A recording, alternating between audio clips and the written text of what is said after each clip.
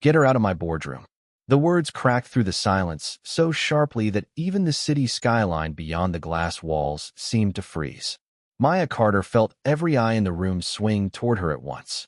The 22-year-old cleaner stood beside a polished conference table longer than most apartments she had lived in, her Navy maintenance badge hanging from a worn lanyard against her gray uniform. Around her sat executives in tailored suits, attorneys with leather portfolios, and investors whose combined net worth could buy entire neighborhoods. At the head of the table stood Daniel Whitmore, the white-haired CEO of Whitmore Dynamics, one of the largest technology firms in America. His jaw was tight, his blue eyes fixed on Maya as though she had interrupted something sacred. Maya swallowed hard but refused to lower her gaze. Just seconds earlier, she had stepped forward from the wall where she had been replacing bottled water and quietly said the words she could not ignore. "Sir, please don't sign that agreement." The room had gone silent. Not curious silent. Dangerous silent. The kind of silence that settles over people when someone crosses an invisible line they were never supposed to cross. Daniel glanced toward the contract resting on the table. A thick stack of papers marked the final stage of a $400 million merger. Every signature line was prepared. Every attorney had approved it. Every executive expected the deal to close within minutes. Then a cleaner had spoken. "And why exactly?" Daniel asked, his voice cold enough to chill the room despite the summer sunlight pouring through the windows. Would a maintenance worker know anything about a merger agreement? A few nervous chuckles spread around the table. Maya could feel heat rising into her cheeks. She knew exactly how she looked to them. A young black woman in a cleaning uniform standing among people who spent more on a wristwatch than she earned in months. But she also knew what she had read. "Because page 17 transfers all future liability to Whitmore Dynamics," she replied carefully. "If the acquisition fails, your company takes the legal risk while theirs walks away protected." Several executives exchanged glances. One attorney frowned and reached toward the document. Another looked down at a tablet. Daniel's expression darkened. "You read a confidential contract?" Maya hesitated. "It was left in a copier tray overnight." The room erupted with whispers. Someone scoffed. Someone else shook his head. Daniel raised a hand, instantly silencing everyone. The morning sunlight reflected off the glass table, casting sharp beams across the contract pages. "That's enough," he said. "You had no business reading company documents." Maya opened her mouth, wanting to explain, wanting to tell him she had spent half the night rereading the clause because something about it felt wrong. But the look on his face stopped her. His decision had already been made. Security guards appeared at the doorway almost immediately. Maya's fingers tightened around the strap of her supply bag. The city stretched below the 27th floor windows, endless towers shimmering in the July heat. Somewhere beneath them, traffic moved through Manhattan as if nothing important was happening. But Maya felt something sinking in her chest. She had done what she believed was right, and now she was paying for it. As the guards approached, Daniel picked up his pen and glanced back toward the signature page.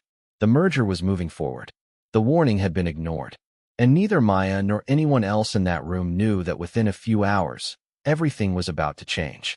8 hours earlier, the building had felt completely different. The executive floor was quiet except for the distant hum of air conditioning and the soft glow of cleaning lights reflecting against glass walls.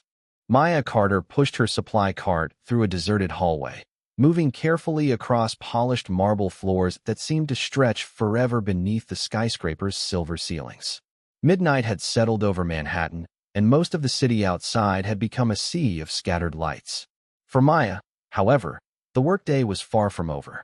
She adjusted the sleeves of her maintenance uniform and checked the time on her phone. 12:37 in the morning. Her shift would not end until 3.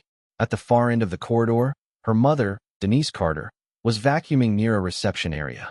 They had worked together for almost 3 years.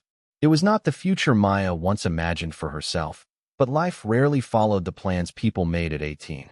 A few years earlier, she had been studying finance at a community college in Newark. Professors praised her attention to detail. Numbers made sense to her. Contracts made sense to her. Risk made sense to her. Then her grandmother became ill. Medical bills piled up. Classes became impossible to afford. Maya left school without complaining and took the first steady job she could find. Even now, she carried old textbooks in her backpack. During lunch breaks, she read financial reports while other employees watched videos on their phones. Denise often teased her about it. "One day you are going to end up running one of these companies," she would say. Maya always laughed and changed the subject. That night, she wheeled her cart past a row of printers near the executive conference center when something caught her eye. A thick document sat abandoned in a copier tray. Most employees would have ignored it. Maya nearly did. But the cover page was impossible to miss. Strategic Acquisition Agreement. Final revision. She glanced around the empty hallway. Nobody was there. The fluorescent lights reflected off the stack of papers. She told herself to keep walking. Instead, she stopped. Something about seeing an unsigned final agreement sitting unattended felt wrong. Curious, she opened the first page. At first, everything looked ordinary. Corporate language, financial projections, regulatory references. She skimmed a few pages and prepared to put it back. Then she noticed a clause. Her eyes narrowed.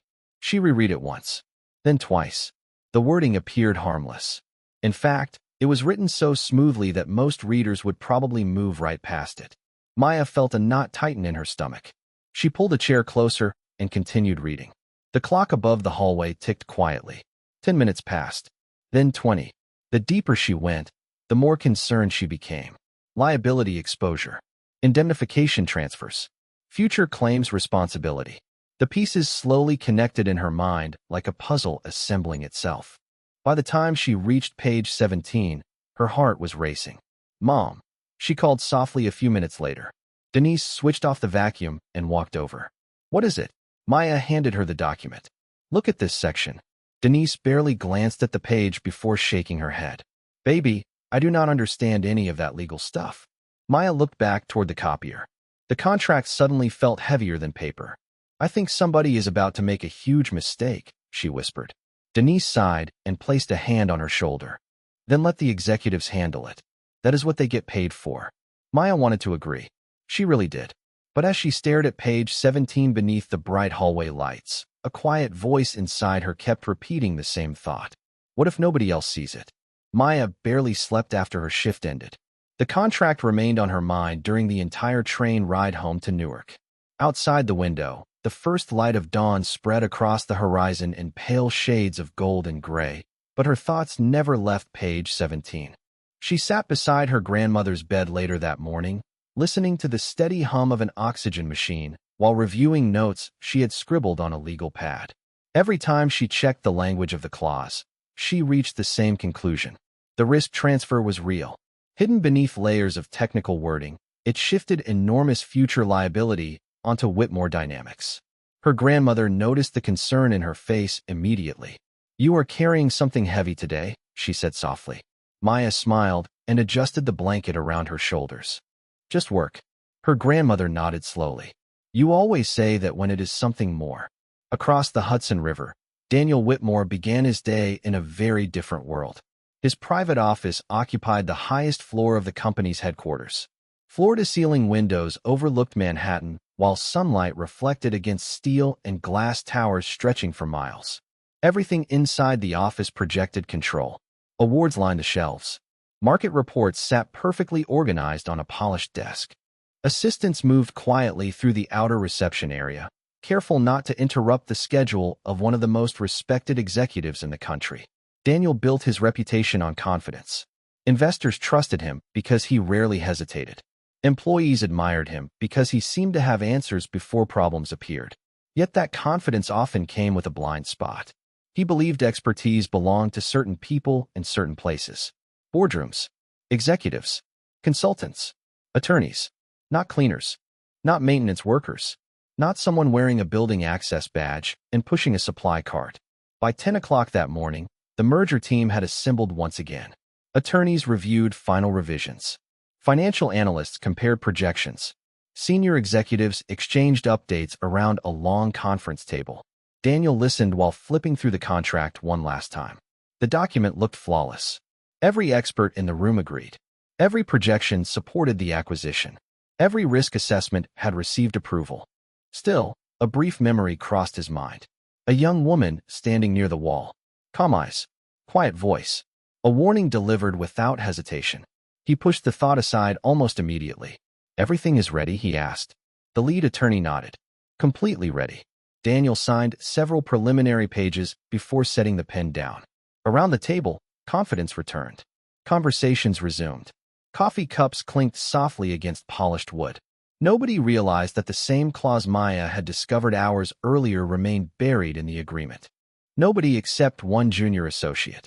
Sitting halfway down the table, Ethan Brooks frowned as he reread a section highlighted during a routine review.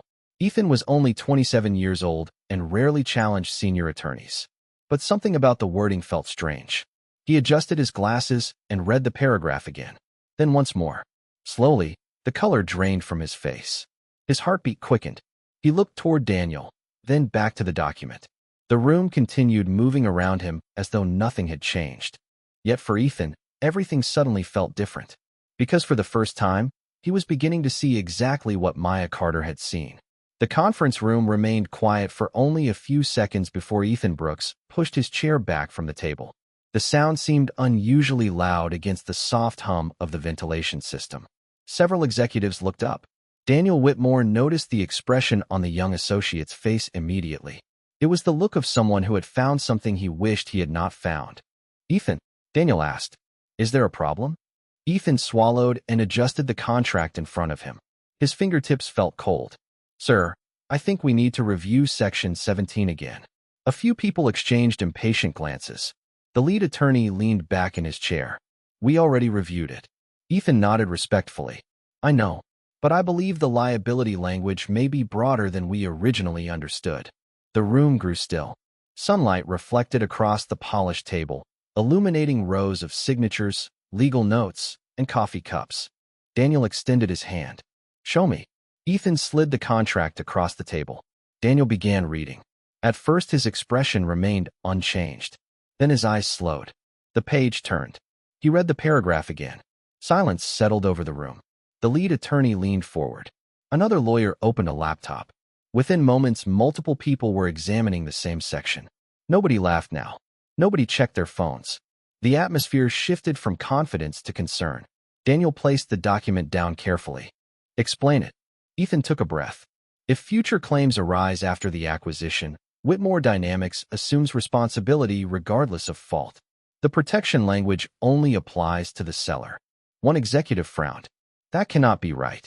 Another attorney quickly began highlighting portions of the agreement. 5 minutes later, nobody was arguing anymore. The clause was exactly what Ethan described. The realization spread across the room like a cold wind. Daniel stared through the glass wall toward the Manhattan skyline. Thousands of windows reflected the afternoon sun, but he barely noticed them. His mind replayed a different image. A young woman standing near the conference room wall. Calm, certain, unafraid. "Sir, please do not sign that agreement." The words returned with uncomfortable clarity. Daniel's jaw tightened. "The cleaner." Nobody responded. "What was her name?" Several people looked at one another. No one knew. The answer came from an assistant near the door. "Maya Carter, sir." Daniel nodded slowly. The room felt heavier than before. He glanced at the unsigned pages still waiting on the table. If the timing had been slightly different, if the meeting had moved a little faster, if Ethan had reviewed the document 30 minutes later, the company might already be trapped in a disastrous agreement. The thought settled heavily in his chest. Meanwhile, across the river in Newark, Maya sat beside her grandmother's apartment window reviewing job listings on an aging laptop. The afternoon light painted soft golden rectangles across the floorboards. Her phone remained silent. No messages. No calls. No indication that anyone at headquarters had listened. She tried to focus on the screen. Customer service positions. Administrative assistant openings. Retail shifts. The familiar uncertainty of starting over pressed quietly against her thoughts. Then her phone suddenly vibrated on the table. Maya looked down. An unfamiliar corporate number appeared on the screen. For several seconds, she simply stared at it while sunlight reflected across the glass. Then the phone began ringing again. Maya stared at the ringing phone while the apartment remained quiet around her. Outside the window, late afternoon sunlight reflected off parked cars lining the street below. The unfamiliar number continued flashing across the screen. For a moment, she considered letting it go to voicemail. After everything that had happened, she was not sure she wanted to hear from anyone connected to Whitmore Dynamics. The call stopped. A few seconds later, A voicemail notification appeared. Before she could open it, the phone rang again. This time she answered. "Hello." Her voice was calm but cautious. "Miss Carter," a woman asked. "My name is Sandra Collins. I am calling from the executive office at Whitmore Dynamics." Maya glanced toward her grandmother, who was sleeping peacefully in a nearby chair. "Yes." Sandra hesitated. "Mr. Whitmore would like to speak with you." Maya remained silent. Across Manhattan, Daniel Whitmore stood beside the conference room windows with his phone pressed to his ear. The skyline beyond the glass looked different now, not because the city had changed, but because his certainty had. "Miss Carter," he said when the call transferred. "This is Daniel Whitmore."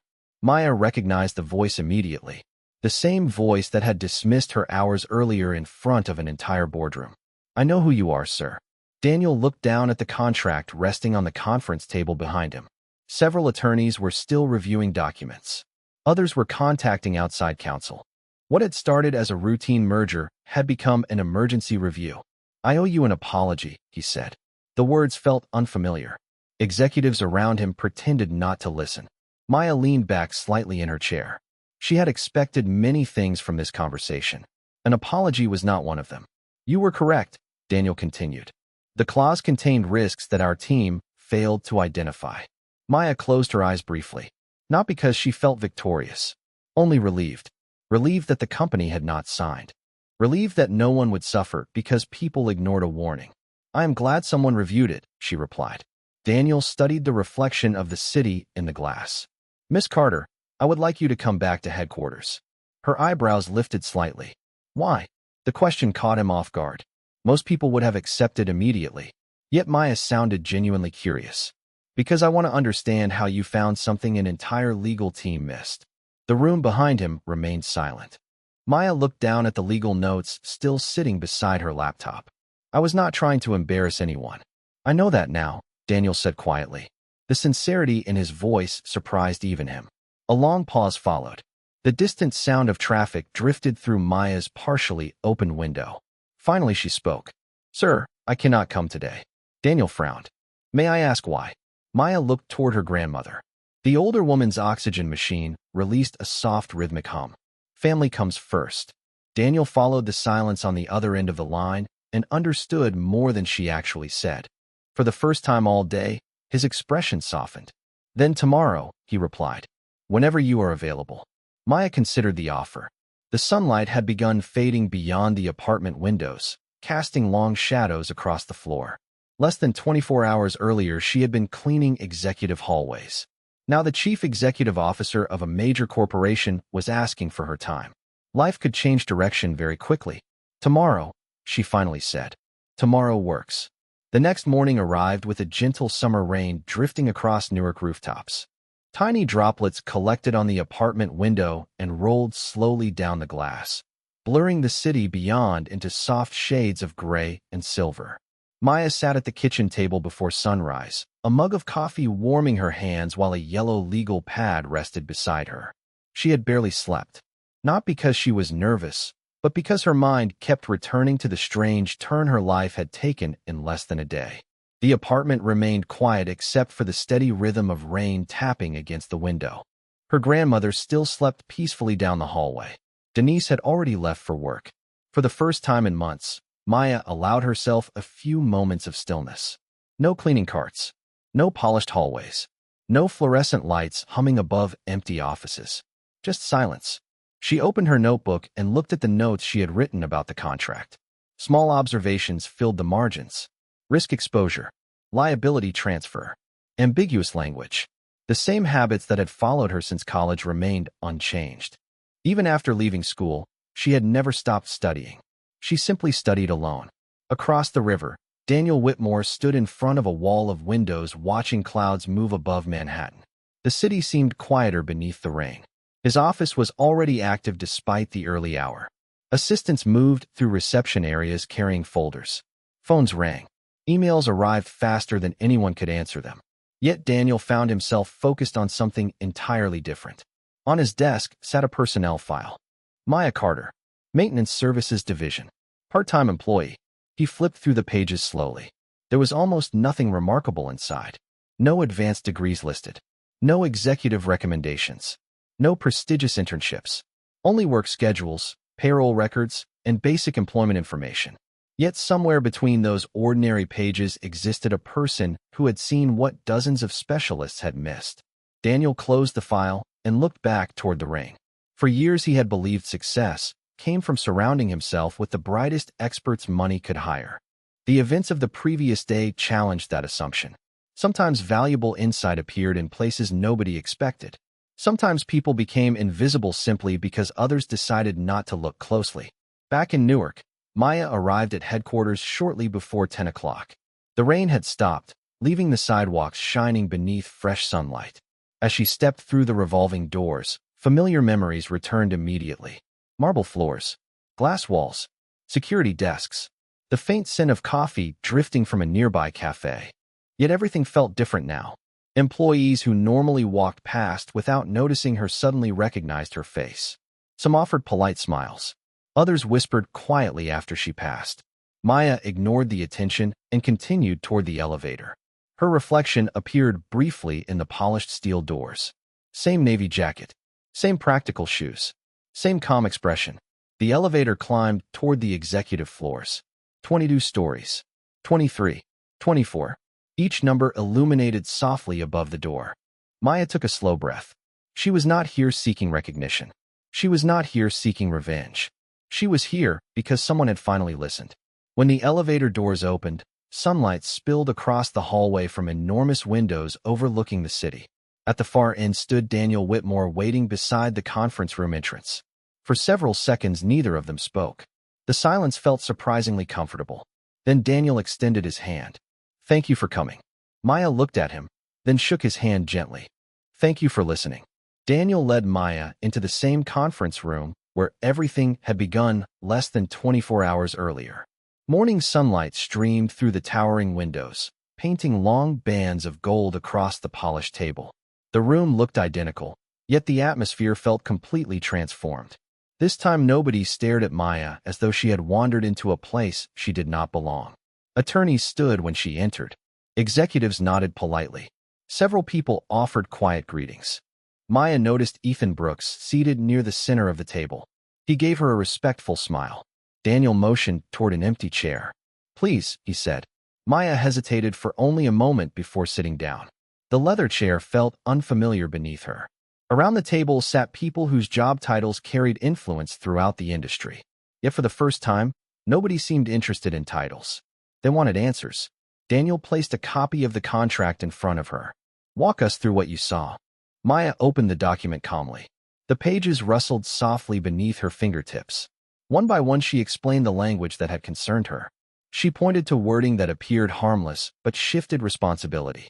She identified sections that created exposure far beyond what most readers would expect. The room remained completely silent except for the occasional turning of a page.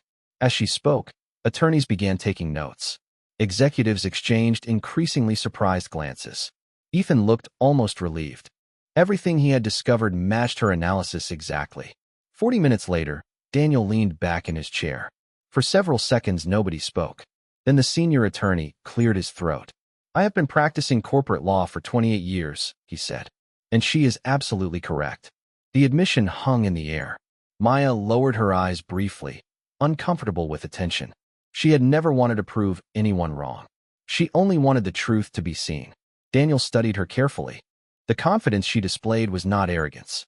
It was preparation, discipline, years of learning that continued long after classrooms disappeared from her life. "Where did you learn all this?" one executive finally asked. Maya smiled faintly. "Community college. A lot of library books. And a lot of late nights." Several people laughed softly. Not at her. With admiration. Daniel looked around the room. Less than a day earlier, many of these same people had dismissed her without hesitation. Now they were listening to every word she spoke. The reversal was impossible to ignore. He stood and walked toward the windows overlooking Manhattan. The city stretched endlessly beneath the clear summer sky. Millions of people moved through streets below. Some were noticed. Others were overlooked. Daniel realized how easily he had confused status with value. He turned back toward the table. "There is something everyone here needs to understand," he said quietly. The room became still. This company was protected yesterday because someone had the courage to speak when nobody expected her to. His gaze settled on Maya, and because she cared more about doing what was right than about how she would be treated afterward. No one disagreed. No one looked away. For the first time since entering the building, Maya felt something she had not expected. Not victory, not satisfaction, simply recognition. The kind that comes when people finally see the person standing in front of them instead of the uniform they wear. The meeting ended nearly an hour later, but Maya remained seated while the others slowly filed out of the conference room. Sunlight shimmered across the glass walls, and the distant movement of traffic below looked almost peaceful from 27 floors above the city. Folders were gathered. Laptops closed. Conversations faded into the hallway. Soon only Maya and Daniel remained. For a moment neither spoke. The silence felt different now. Not uncomfortable. Reflective. Daniel walked to the head of the table and rested a hand on the back of his chair. The same chair from which he had dismissed her the previous day. He looked at it briefly before turning toward her. "There is something I need to say," he said. Maya listened quietly. Daniel took a slow breath. Throughout his career, he had negotiated billion-dollar agreements, spoken before investors, and addressed audiences of thousands without hesitation. Yet this felt strangely difficult. "Yesterday, I judged you before I listened to you." The honesty in his voice filled the room. "I looked at your position instead of your character. I looked at your uniform instead of your knowledge. And I was wrong." Maya lowered her eyes for a moment. The sunlight reflected softly across the table between them. "You were not the only one," she said gently. Daniel gave a small, regretful smile. "That does not excuse it." Maya studied him carefully. The confidence that once seemed untouchable now carried something else. Humility. She could tell the apology was genuine. Not because of the words themselves, but because of the effort it took him to say them. Daniel reached into a folder and placed a document on the table. "Our board met this morning." Maya glanced down at the paper but did not touch it. "What is it?" "An offer." He sat across from her. "A full scholarship through one of our education partnerships. Tuition, books, certification programs, everything covered. If you want to finish your degree, the opportunity is yours." Maya stared at the document. For several seconds, she did not move. Images flashed through her mind. Unpaid tuition notices. Late-night study sessions. Medical bills stacked on kitchen counters. Dreams quietly placed on hold because family needed her more than ambition did. Daniel continued. "There is no obligation attached to it. No contract. No requirement to work for us afterward. You earned it." Maya looked up. Her eyes glistened slightly in the afternoon light. "Why would you do this?" Daniel folded his hands. "Because talent should not depend on circumstances. And because somebody gave up opportunities to take care of her family while still finding a way to help people who never noticed her." The room became still again. Maya thought about her grandmother. Her mother. Every sacrifice that had brought her here. Then she smiled. Not a triumphant smile. A grateful one. "Thank you," she said quietly. Daniel nodded.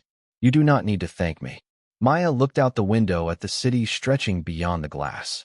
"Actually," she replied softly, "I do. Because yesterday you finally listened." Daniel smiled for the first time that day. And somehow, that simple answer taught him more about character than any business seminar ever could.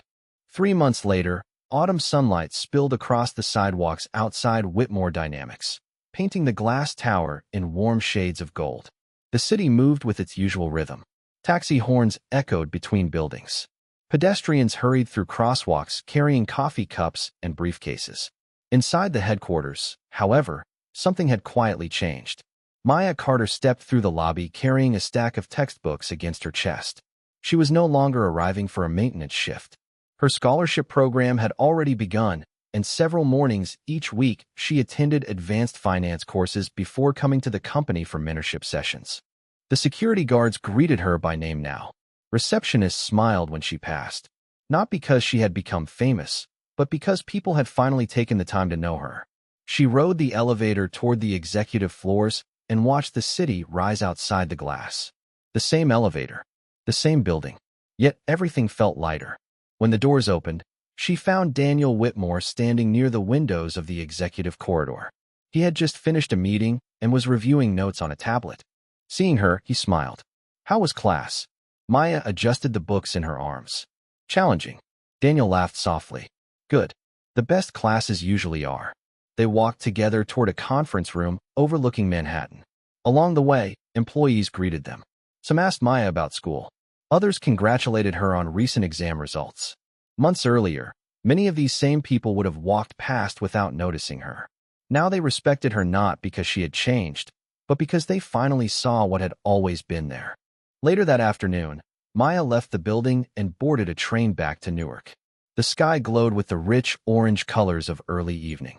When she arrived home, her grandmother was sitting beside the apartment window wrapped in a soft blanket.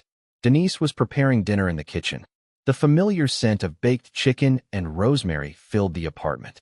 Maya set her books on the table and kissed her grandmother on the forehead. "How was your day?" her grandmother asked. Maya looked around the small apartment. The worn furniture, the family photographs, the place where every sacrifice had begun. Then she smiled. It was a good day. After dinner, she stood by the window while twilight settled across the neighborhood. Streetlights flickered on one by one. Somewhere in the distance, a train horn echoed through the evening air. Her reflection appeared faintly in the glass beside the lights of the city. For a long moment, she simply stood there breathing quietly, not thinking about contracts, not thinking about boardrooms, not thinking about opportunities waiting ahead, just appreciating the path that had brought her here. Behind her, her grandmother laughed softly at something Denise said. The sound filled the apartment with warmth. Maya closed her eyes briefly and listened. Outside, the last rays of sunlight disappeared beyond the horizon. Inside, the room glowed with a gentler light, the kind that comes from being seen, being valued, and remaining kind even when the world gives you every reason not to be. And in the peaceful silence that followed, there was no need for another word.